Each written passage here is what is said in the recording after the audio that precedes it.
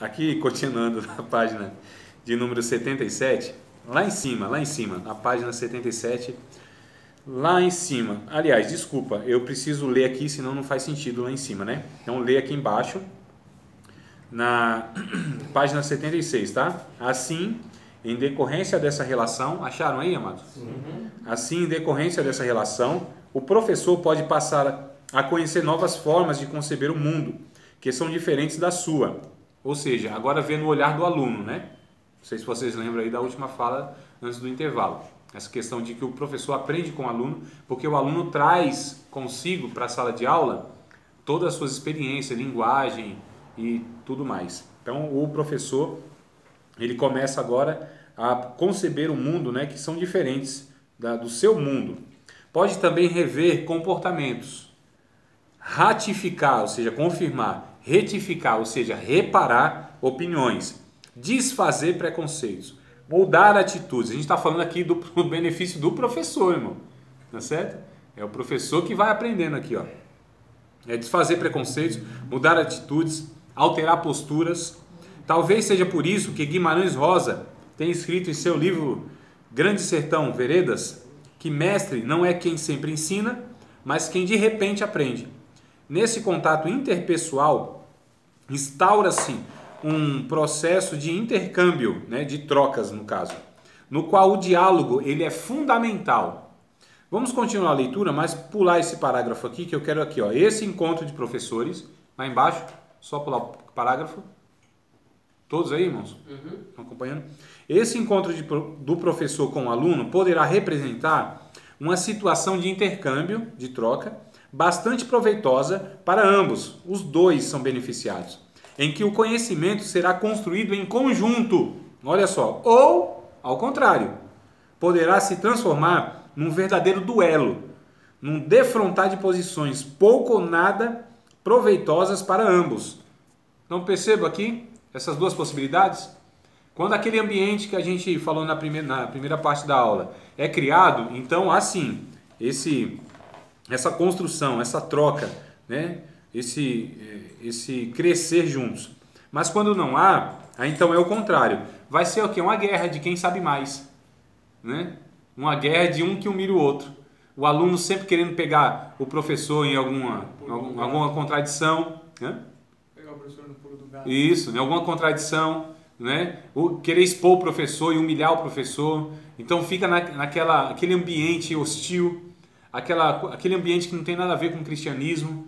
Né, querer confrontar, então vira quase que uma arena de guerra, onde o aluno faz perguntas capciosas, que é para pegar o professor mal intencionado, e o professor, por sua vez, ele quer mostrar que sabe, e sabe mais que o aluno. Então é um ambiente, amados, que ele não é proveitoso, ele não é um ambiente propício para que o Espírito Santo haja, ele não é um ambiente cristão. Essas aulas, elas são prejudiciais, isso não é aula, na verdade, né? Vira aí um ambiente muito ruim, desarmônico, onde pessoas olham umas para as outras desconfiadas, onde ninguém confia em ninguém. Olha que coisa horrível. Então, para haver um processo de intercâmbio que propicie a construção coletiva do conhecimento, é preciso que a relação professor-aluno tenha como base o diálogo. É por meio do diálogo que professor e aluno juntos constroem o conhecimento, chegando a uma síntese, né, um resumo do saber de cada um. Vocês sabem o que é diálogo, né? O que é diálogo? Nós estamos tendo aqui, pô. Que bom, mano. É mesmo? Coisa boa. Hã? Dialogar um contra o outro. Um com o outro? Um contra o outro. Contra o outro? É, diálogo. Diálogo? Não, é o diabolos. Diálogo é o que a gente está tendo aqui. O que é um monólogo? Falar sozinho. A fala de um. O que é um diálogo? Duas pessoas. A fala de dois. Será? Dialogar, conversar. Só a fala dos dois? Ou a fala de um também querendo ouvir o outro? Porque às vezes há um diálogo só nesse aspecto, onde dois falam, mas não onde dois ouvem em si. Não pode ser ao mesmo tempo, porque um precisa ouvir o outro no diálogo. Isso. Exato, claro, a gente vai falar, bom colocar esse ponto aí, que daqui a pouco eu vou falar esse ponto aí também. Mas o diálogo onde dois falam apenas, isso não é um diálogo adequado. Saudável. O diálogo é onde um fala, o outro escuta, o outro que escutou fala com quem escutou, e o outro que falou agora escuta o que o outro está falando, então vai ouvindo e falando, ou falando e ouvindo, ponderando e o outro vai respondendo, e considerando o que o outro fala. Então, na verdade, o diálogo não é apenas a fala de dois, é o ouvir também de dois, porque há diálogos que eles só falam. Debate, né? Vira um debate. Debate. E essa questão que o Mari colocou é muito importante. Enquanto um está falando, o outro ouve. WhatsApp. Eu fico agoniado, vocês não têm noção. Quando eu tô lá assim, ó, e eu olho lá em cima, assim, o cabra digitando. Aí eu vejo digitando os pontinhos assim, ó. Eu falo, ele não... Por que ele não está esperando eu falar? O WhatsApp, irmão, é a mesma coisa, só que é virtual. Eu tô aqui, ó, e ele tá vendo que eu tô digitando. Se ele tá vendo que eu tô digitando, ou ela, não sei, tá vendo que eu tô digitando, então espere. Que seria a fala. Eu tô falando, quando ela digita lá em cima, eu entendo, tá me interrompendo. Não quer nem saber o que eu tô falando. Já tá dando uma resposta de nem querer saber o que eu tô perguntando. Então, na verdade, virtualmente há uma má educação. Não é? Então aqui, ó, aqui, aí eu olho digitando, eu fico agoniado, eu paro. Eu falo, meu Deus do céu, que agonia é essa, né? E vem aquele atropelo assim e tal. Amados, é a mesma coisa. Se eu estou falando aqui, você me interrompe, né? Isso é má educação. Isso para mim mostra má educação. Aqui já valeria a gente mudar a postura só por fato de ser má educação. Mas além disso, me mostra que não está interessado no que eu estou falando e nem acha que o que eu estou falando ele tem algum valor. Então me mostra no mínimo essas três coisas quando eu sou interrompido ou quando eu interrompo alguém também.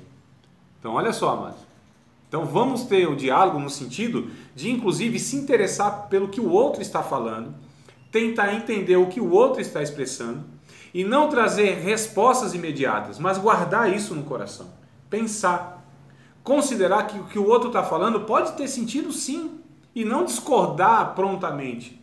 E não só porque o outro falou algo que para mim é um pouco estranho, confrontando o que eu já sei, que eu descarto totalmente. Eu posso ter minhas convicções, mas por que não ouvir o outro? Né? Por que não dar ouvido ao outro no sentido de que pode falar, meu amado, eu vou pensar no que você está falando. Isso pode ter sentido, nunca tinha pensado assim. Vou guardar isso no meu coração e depois eu levo e penso com mais calma. Então isso é diálogo, quando a gente se respeita mutuamente, se ouve mutuamente, não só quando dois falam, mas quando dois ouvem, quando os dois se respeitam, quando os dois se consideram um com o outro, quando um não interrompe o outro. Então espere a fala de um.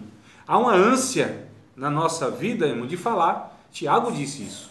É por isso que Tiago, ele dá a advertência, olha, pronto sempre para ouvir, tardio no falar, tardio no irar, né? Então sempre aquela postura de você estar com a boca fechada, com a mente sempre disposta a ouvir, considerar e pensar o porquê que ele tem esses argumentos. Por que ele pensa assim? Mas a gente é gente agoniada. A gente sempre quer esse negócio de trazer na hora, responder tudo, ter opinião para tudo, né? Então o Facebook é um negócio interessante. O Facebook, ele deu um microfone para gente superficial. Deu um microfone para gente tola. Deu um microfone para gente que não respeita ninguém. Então o Facebook, ele mostra que as pessoas acham que entendem de tudo e dão opinião em tudo. Microfone? No sentido figurado. Ah. Deu voz. O Facebook, ele deu essa oportunidade para que qualquer tolo falasse. E falasse o que quisesse. E tanta besteira, né, irmãos? E ainda trouxe uma falsa impressão de que também as pessoas devem entender de tudo e falar de tudo. Não, irmãos. Tem coisa que eu não entendo, não manjo, não opino e não vou falar.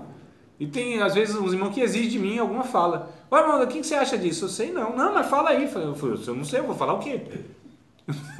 Né? Às vezes não é que eu nem sei, às vezes é que eu não tenho opinião formada, eu estou em dúvida, eu não sei, eu tenho que ler um pouquinho mais, pensar um pouquinho mais. Aí o que você acha disso aqui? Eu não acho nada por enquanto. Eu até acho, mas não quero falar, sou obrigado, não me force, não falo. Não falo. Se eu quiser aqui, eu não falo também não. Espero dar o horário e vou embora. Tá bom, irmão? Então vamos lá. Na mesma página 77, tem aqui, lá em cima, na segunda coluna, né? Então tá lá em cima, na segunda coluna, referindo-se ao diálogo na prática pedagógica, acharam lá? Então, não é aí que eu quero ler mais para baixo. O professor Antônio Faundes, acharam? No seu lindo texto intitulado, aqui está em francês, amados, tá? E eu traduzi, ou pelo menos tentei traduzir, acredito de fato que a tradução, pelo menos o mais aproximado que eu consegui, foi esse sentido aqui, ó, que está em francês, né? Dialogue para o seu desenvolvimento e se desenvolva pelo seu diálogo, tá bom? Essa é a tradução que eu busquei, porque o autor aqui judiou de mim, só colocou mesmo a questão do francês, né? Mas seria isso aqui mesmo, tá? Dialogue para o seu desenvolvimento e se desenvolva pelo seu diálogo, essa é a ideia. Então, a gente se desenvolve, a gente dialoga para se desenvolver, então essa troca mesmo, né, de você considerar o outro, a gente vai se desenvolvendo, se aperfeiçoando nisso, de ouvir o outro, de considerar e vai se desenvolvendo por isso. Então a gente dialoga para se desenvolver, então a gente fala para se desenvolver e a gente se desenvolve por esse diálogo, né? Então é uma coisa que ela leva a outra. O diálogo leva ao desenvolvimento, o aperfeiçoamento, a maturidade, e a maturidade também vai nos levando a dialogar. Então é só uma troca de conhecimento? Não, necessariamente. Não é conhecimento apenas, o Edson. É uma troca de experiências, de percepções. É uma troca, é vida mesmo. Onde eu considero que você, por exemplo, enxerga coisas que eu não enxergo. Da forma que você enxerga, eu não enxergo. Então não é só conhecimento. Aqui, na verdade, nós dois construindo algo juntos. Há 4 olhos, há 4 ouvidos, há 2 cérebros, há 4 mãos. Você entendeu? Então, na verdade, não é só conhecimento, mas a gente vai construindo vida. A gente vai construindo humanidade. A gente vai construindo sentimentos. Não entendi muito bem. Não? Não. Seria mais ou menos assim. Quando eu dialogo com o outro, na verdade, eu estou fazendo o quê? Eu estou construindo uma relação. É muito mais do que partilhar conhecimento, intelecto, informação mesmo, teoria e tal. Aqui eu estou me construindo, ou sendo construído, ou deixando me construir e construindo o outro como humanidade, uma relação. Então, no final de tudo, irmãos, a gente está falando de ideia, de método, de teoria, de conteúdo, mas no final de tudo, o que é o propósito bíblico? É que a gente de fato desenvolva relacionamentos, tá certo? Relacionamentos. O evangelho é a proposta de relacionamentos, de reatar relacionamentos, de reconciliação. Reconciliar Deus com a humanidade e a humanidade consigo mesma. Compreendeu? Que não é só essa questão teórica, não é só essa questão de ideias, essa questão de intelecto, é uma questão de relações. Na visão cristã, né? Na visão cristã. A visão cristã, exato. Tudo que nós estamos tratando aqui é tentando verter para o cristianismo, né? Que é o que a gente entende que deve ser vivido. É claro que aí em outros meios acadêmicos, por exemplo, não tem essa visão. Academicismo é academicismo. É você agregar conhecimento. Mais nada, ponto. Agora a gente não, a gente entende o conhecimento e essa troca toda, o final último é para que a gente desenvolva... Irmãos, o fim último do evangelho é isso. É reconciliar a gente. É reconciliar a pessoa. A cruz faz isso. Jesus fez isso. Nós devemos ser esses bem-aventurados que são o quê? Os pacificadores. Quem são os pacificadores? Os que reconciliam pessoas, né? O que aproximam pessoas. Então nós devemos ser essas pessoas aglutinadoras, essas pessoas que reúnem, essas pessoas que ajuntam, porque quem não ajunta espalha, não tem jeito. E aí a gente precisa crescer nessa maturidade. A igreja evangélica no Brasil, irmãos, principalmente, que é tão diversa, inclusive muitas vezes no sentido negativo, né? Que é tanta divisão, precisa repensar essa questão de que nós precisamos, na verdade, eu não estou falando de nós sermos hipócritas e ficar dialogando com gente que de fato a gente não concorda. Isso vai ser impossível quando a gente entrar em questões que vão ser determinantes para a gente, de fato, falar, isso aqui é cristianismo e não é. Eu estou falando de nós construirmos, diante do Evangelho, das doutrinas bíblicas, relacionamentos que sejam saudáveis. E nessa perspectiva, a gente precisa combater, nós precisamos combater essa questão mesmo de que as pessoas só são um detalhe. Não, irmãos. As pessoas não só são um detalhe. O importante não é o conhecimento. O importante não é o diploma. O importante não é que eu tive sucesso no que eu falei. O importante são que pessoas se aproximaram. É que pessoas estão se unindo. É que pessoas estão querendo conviver mais juntas. É que pessoas se esforçam agora para estarem juntas. Não é? Então, o que a gente está propondo, o que eu estou propondo aqui, na verdade, nessa questão, é que a gente possa gastar todos os nossos esforços para que no último caso seja criada uma convivência tão saudável, um desejo tão grande de estar com a outra pessoa. E tudo mais, irmão, é um pretexto. Né? Tudo mais é um pretexto. É por isso que eu me alegro quando eu vejo vocês aqui. Eu vim aqui dar aula é um pretexto, eu quero mais é ver vocês. Não, irmão, porque se o prazer não for olhar para vocês, conversarmos, que prazer que a gente tem aqui? É só academicismo? É só para pegar um diploma? É só para me formar? É só para entender mais o Evangelho? Também. Mas que entendimento do Evangelho que não me leva a desejar estar com os meus irmãos? Então é um entendimento meio complicado. Então o que se deseja não são as pessoas. O que se deseja são outras coisas. E a Bíblia, ela vai mostrar que o nosso desejo maior deve ser com as pessoas. É por isso que a igreja cristã, lá em Atos dos Apóstolos, crescia. Sabe por quê? Porque eles de fato perseveravam na doutrina dos apóstolos, nas orações, mas também no partir do pão e na comunhão. A koinonia, irmãos, o prazer de estar junto, a alegria de estar junto, a alegria de rever um irmão, o prazer de estar gastando tempo, não é perdendo, gastando tempo na conversa com o irmão na esquina, e ir na sua casa, né? Partilhar dos momentos bons e ruins, a atenção que se dá. As pessoas hoje não se interessam mais pelas pessoas. O interesse nosso não são pessoas, irmãos. São tudo menos as pessoas. Não é? A gente lida com as pessoas dentro da igreja de uma forma muito superficial, muito institucional. São amizades institucionais. Não são amizades verdadeiras. São amizades tão institucional que se ela sai dessa instituição e vai para outra, a gente já não tem mais amizade. Olha que coisa horrível. Mecânico, robótico, engessado, religioso, para não dizer outra palavra mais pesada. Não é? Então, essa que é a questão do ensinador bíblico. É aquele que constrói pontes. É aquele que, de fato, ele se interessa por gente. É aquele que se preocupa com a pessoa mais do que qualquer outra coisa. Se vocês faltam, eu não estou preocupado se eu vou perder um aluno, se vocês vão repetir a matéria. Se eu não estou vendo vocês aqui, está acontecendo alguma coisa com esse irmão. Será que ele não está com um problema na casa dele? Será que não está passando dificuldades na vida? Será que ele não está desanimando da fé? O que está acontecendo?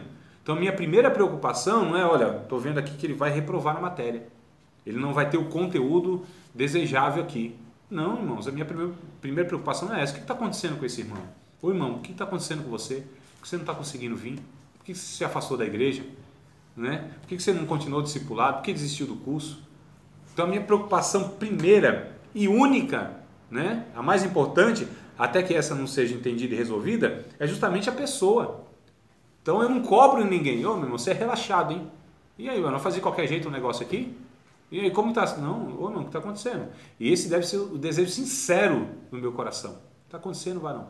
Foi, irmão, acho que eu não vou fazer mais esse curso, não, porque eu estou passando isso. Aí eu identifico, rapaz, eu acho que essa pessoa não vai dar conta mesmo, não. É melhor ela cuidar da vida dela, no sentido que ela está passando lá, porque isso aqui, acho que ela nem está aproveitando.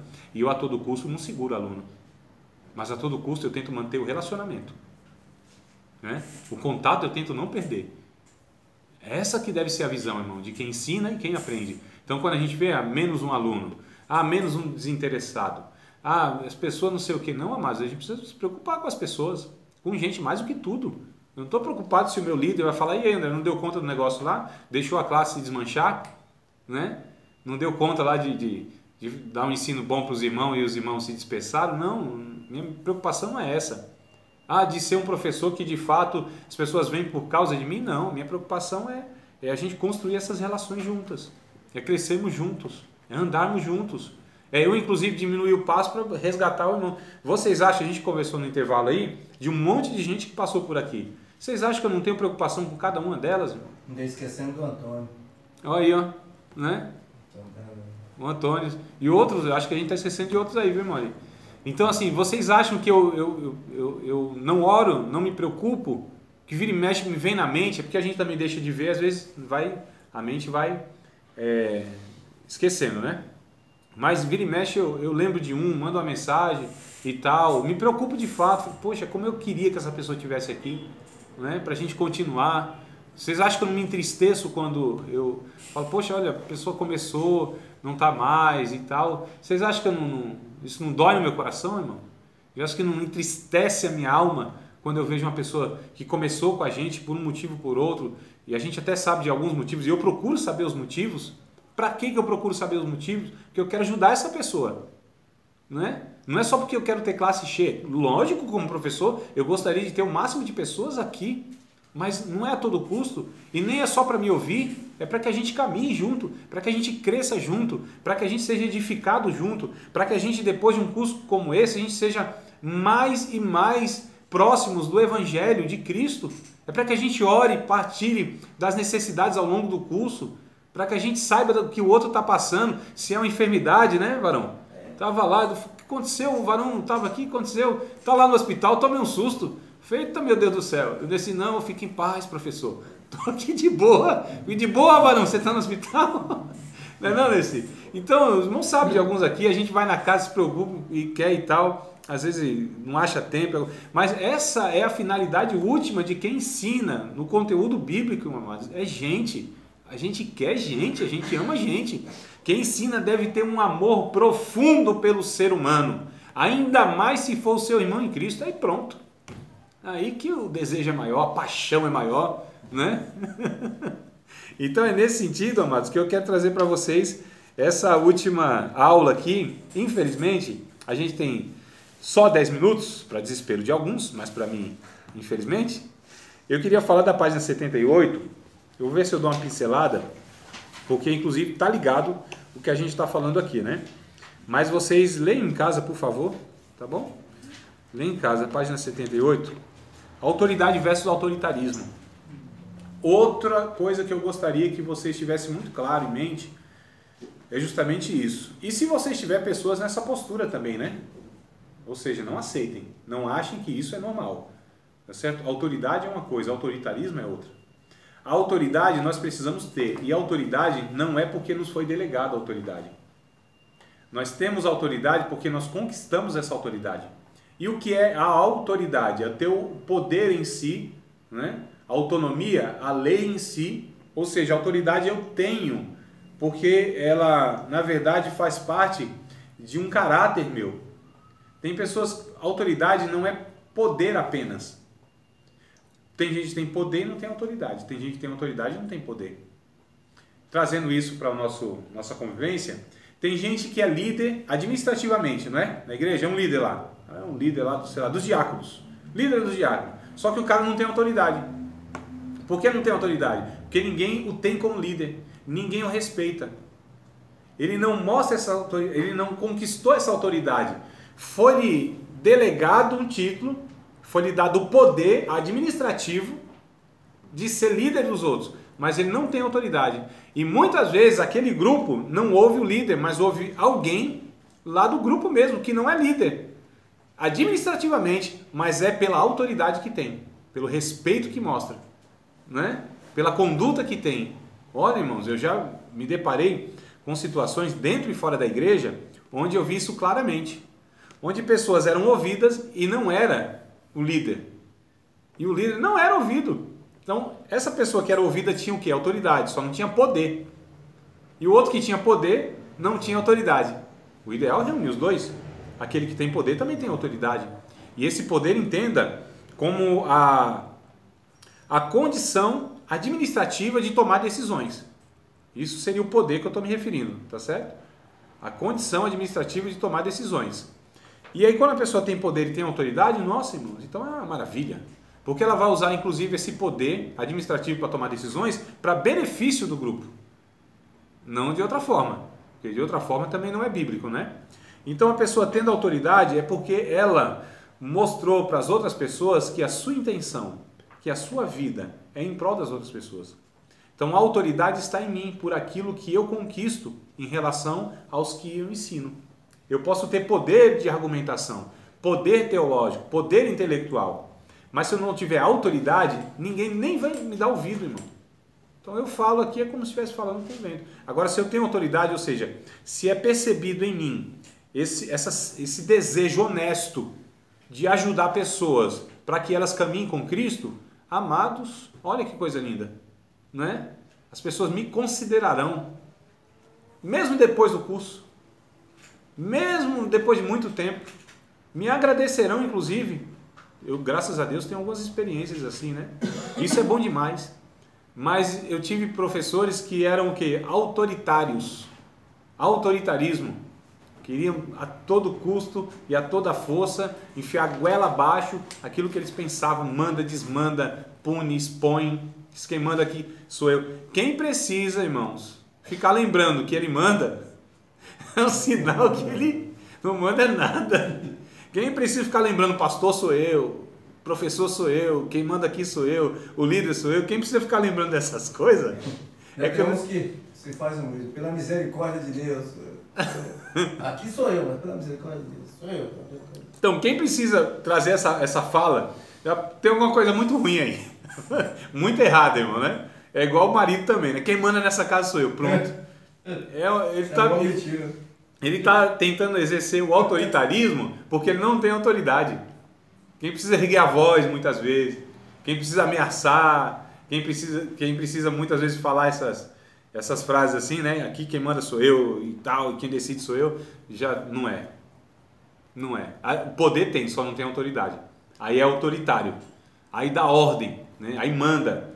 Aí diz, quem manda, eu que posso, e você que tem juízo tem que obedecer. Manda quem pode e obedece quem tem juízo. Isso é um conceito autoritarista, né? Satânico, por não dizer. Então, autoridade, amados, é aquilo que nós temos em nós, que nós conquistamos pela nossa conduta, pela nossa postura, pela nossa vida que o outro viu que é honesta diante dele. Tá certo? Então, por que eu faço algumas coisas? É porque eu estou interessado no irmão. E aí eu sou obedecido. Porque quem é autoridade é obedecido. Agora, não é só obedecido na frente. Não só é obedecido, porque assim, quem tem poder faz com que o outro obedeça e acabou.